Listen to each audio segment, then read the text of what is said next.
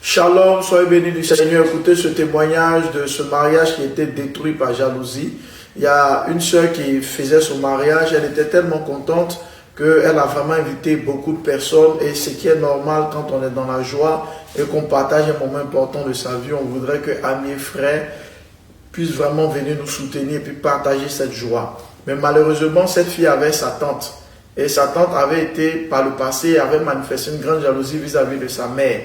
Et cette jalousie-là n'a pas quitté son cœur. Donc le jour où elle a annoncé, elle a envoyé les cartes d'invitation, la dame, elle a eu mal en son cœur de savoir que elle, ses filles ne sont pas mariées, et c'est la fille de sa soeur qui se marie. Donc le cadeau qu'elle avait prévu donner à sa nièce, elle allait donner ça à un marabout qui a fait un médicament, il a fait des pratiques démoniaques, en tout cas il a envoûté cela. Je pense qu'il y en a un pain. Et lors des cadeaux, ils ont donné les cadeaux, Malheureusement pour elle, ils n'ont même pas prié sur les cadeaux. Et quand ils sont rentrés dans la chambre d'hôtel, c'est là-bas qu'ils ont commencé à déballer les premiers cadeaux, comme c'était beaucoup. Après, ils ont déballé le reste dans leur maison. Et le jour où ils ont déballé, c'était dans leur maison, ils ont déballé. Ils ont vu le pain, elle était contente. Ah, ma tante m'a donné un pain, tout ça. Or, le pain avait été envoûté, le pain avait été préparé mystiquement. Quand elle a ouvert cela, les mêmes jours, c'est-à-dire du moins la même semaine qui a suivi, en même temps les tensions, c'est-à-dire en moins d'une semaine, je peux dire de son mariage, les tensions ont commencé avec son mari, les compréhensions, les disputes. Le monsieur a commencé à dire qu'il regrettait tout ça, et elle a sollicité un homme de Dieu qui est venu prier. Et quand il a fait la prière, c'est là que le Seigneur a eu à donner des messages, des révélations relatives à cela. Donc il lui a dit de ne pas utiliser le pain, et ils ont prié sur le pain, et il a dit le lendemain, il devait venir pour brûler vraiment ce pain-là. Donc elle a remis le pain dans le sachet d'origine, c'était un sachet en noir, un truc de ce genre.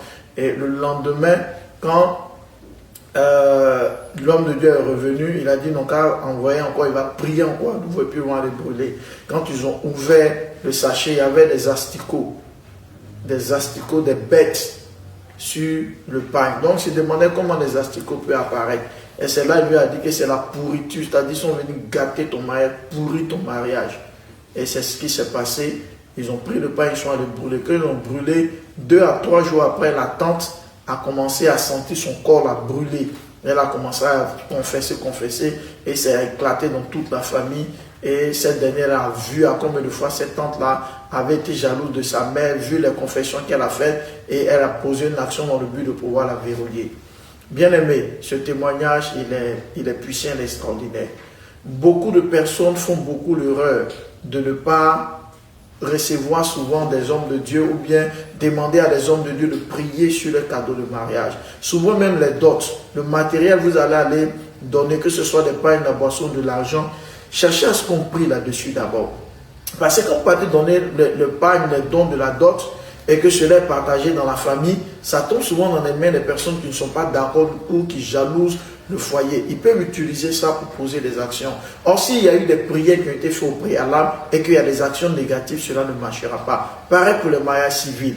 Les cadeaux, cherchez à ce qu'on prie pour les cadeaux. Quand les gens viennent vous faire des bises, des accolades, ne prenez pas directement l'argent, l'enveloppe qu'on vous donne, que la dame de compagnie ou bien, je ne sais pas, le best man. En tout cas, prenez des gens aussi qui sont spirituels, qui prient le Seigneur. Et quand on vous donne, n'utilisez pas, n'envoyez pas dans votre maison, dans les médias. Cherchez à ce qu'il y ait des prières.